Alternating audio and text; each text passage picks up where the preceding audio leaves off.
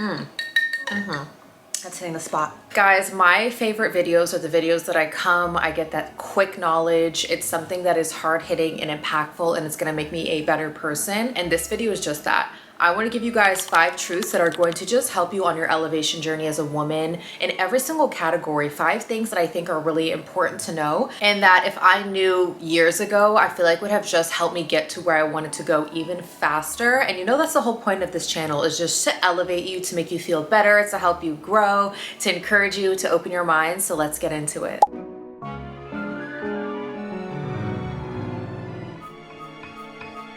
Hi guys, and welcome back to my channel. Thank you for all my returning subscribers, and for any new subscribers, you've met your match, baby, because in these videos I really just try to connect with you and get you to connect with yourself, and just give you truths that might make you look at yourself differently and might make you ask the hard questions to yourself, which is the whole point of growing. That's exactly what this video is meant to do for you. So the first one of the 5 truths that I wish that I knew sooner that would help me elevate into the woman that I always wanted to be is that discomfort is the price you are going to pay for growth. I think this is something that we hear quite often, but it's not something that people actually apply to their lives, that you have to get uncomfortable in order to grow. That's why we have growing pains when we're younger. We go through puberty and it's uncomfortable and it's new and it's different and our bones hurt. That is literally what you have to do in every stage of your life in order to get somewhere that you have never been. For example, recently I just went on a walking club. That's not my thing. It's not my style. I've even been learning new things about myself lately, that I'm a little bit more introverted than I thought.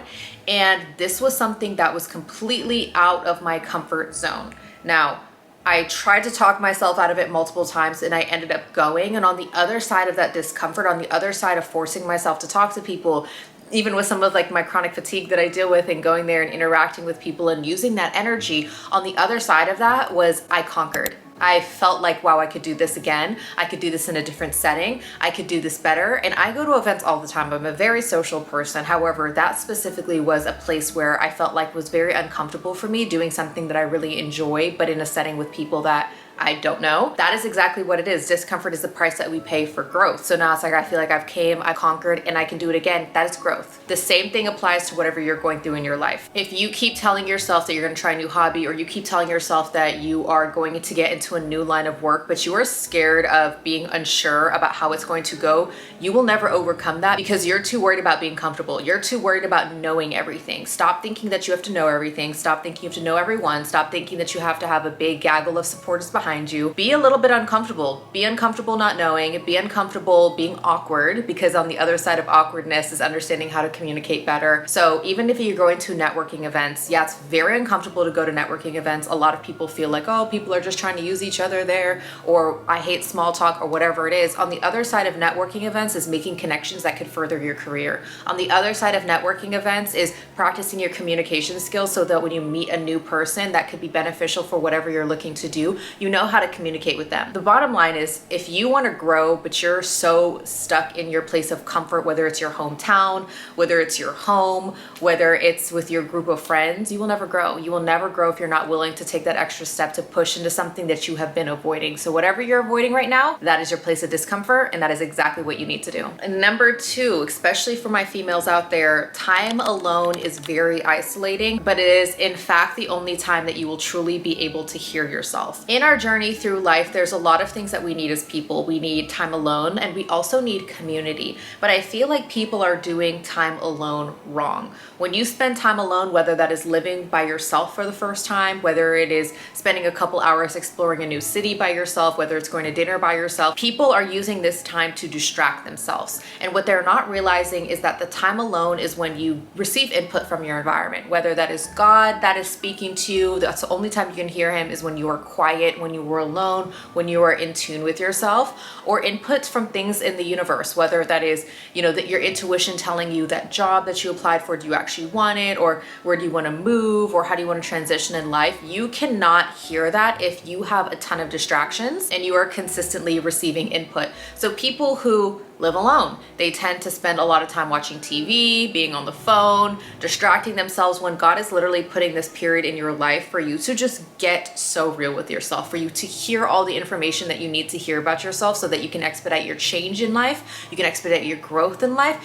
and so that you can hear everything. So by the time you spent this time alone, when it is time to get the husband, or when it is time to move in with your friends, or when it is time to move to that new city and socialize, whatever, you know yourself so well. It is isolating, and living alone can be really boring, it can be scary, it can be mundane, but it's actually a very productive time if you use it correctly. So start spending your time alone trying to hear from yourself instead of trying to block out the noise. Also realize that time alone will not be forever, so really try to enjoy this, because there is going to be a time where you will be wanting to get that time alone back. So take the time alone and enjoy it, and really just spend it trying to hear. Sit in your room by yourself in silence. Do you hear that?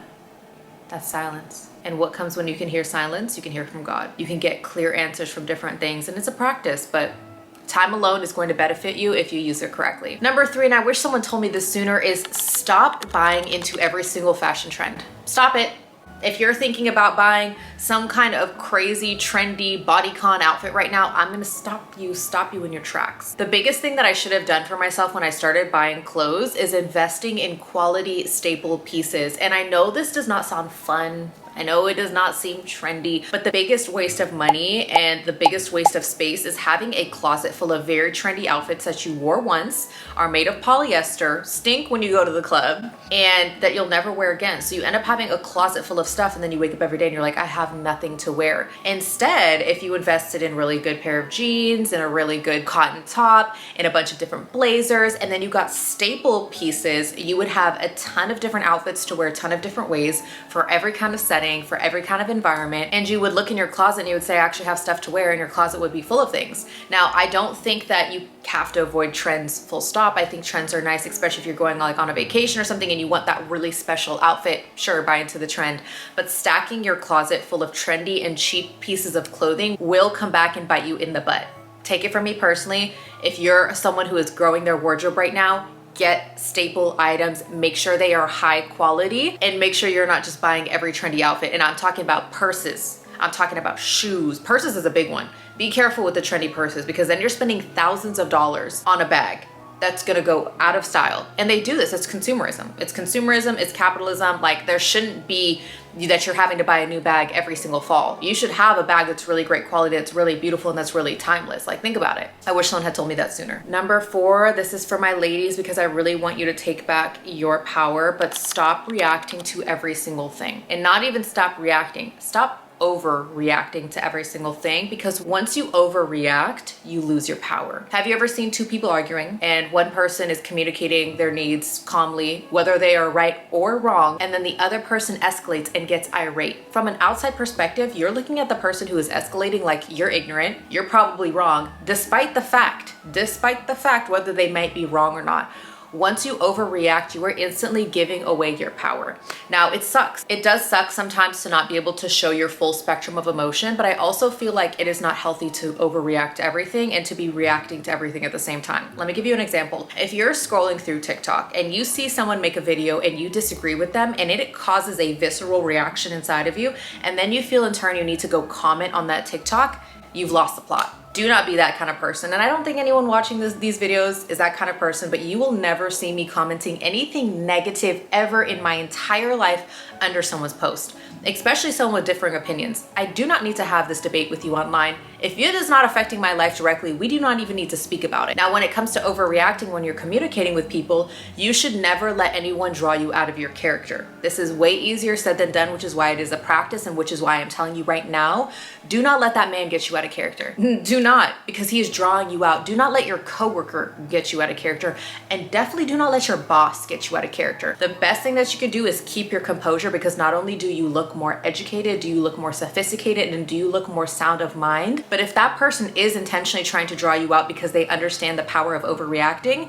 you just won in that situation. Hello. So stop overreacting. You'll thank me later for this one. The last one, and one of the most important things for whatever we want to accomplish in life, is set the destination, but allow the path to create itself. Whatever you want to do in life, have the end goal in mind, but stop thinking so rigidly about how you're going to get there. Because the more you focus on how you're going to get there, the less you are opening up yourself to the possibilities that it can be a different path or that it can look slightly different. Let me give you an example. If you want to be a clothing designer, but you think that you have to go to the highest clothing institute, and then you have to get an internship at Vogue magazine, and then you have to pair up with another person who's going to invest in your clothing line. If you think that is the only route to get to being a clothing designer, you will lose out on the opportunity to accidentally bump into someone at a bar and they have a creative mind and they maybe have money to invest in a clothing company, and then you guys collaborate on that because you are thinking so one track minded. So stop thinking about the exact route and how you are going to get somewhere, and start thinking about the end destination and allow life to take you through the variation of things.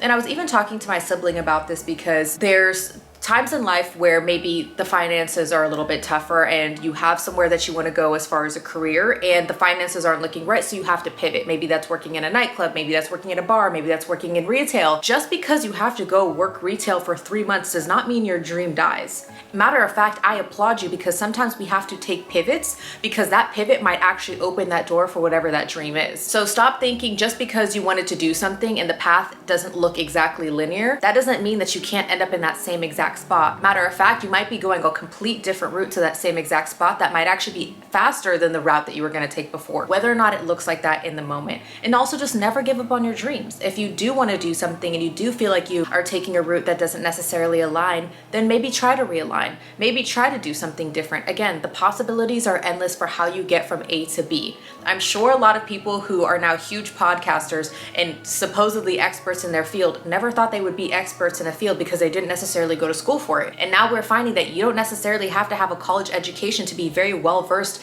in certain topics. So it's like, really consider this when you have an end destination and you have somewhere that you want to go. Stop being so rigid on how you're going to get there, because you are just denying the opportunity for something different to open that door for you. I really hope that you take these tips to heart, and I think that they are just going to help you just expedite whatever you are working on in your life. And I wish I knew these sooner so that I could have been practicing these mindset hacks as well as the fashion hacks. I really hope that you guys like this video. If you want to see more from me, feel free to comment below, and whatever you'd like to see in the future, I will try to make videos around. I really appreciate your love and support, and I will see you guys in the next video. Mwah.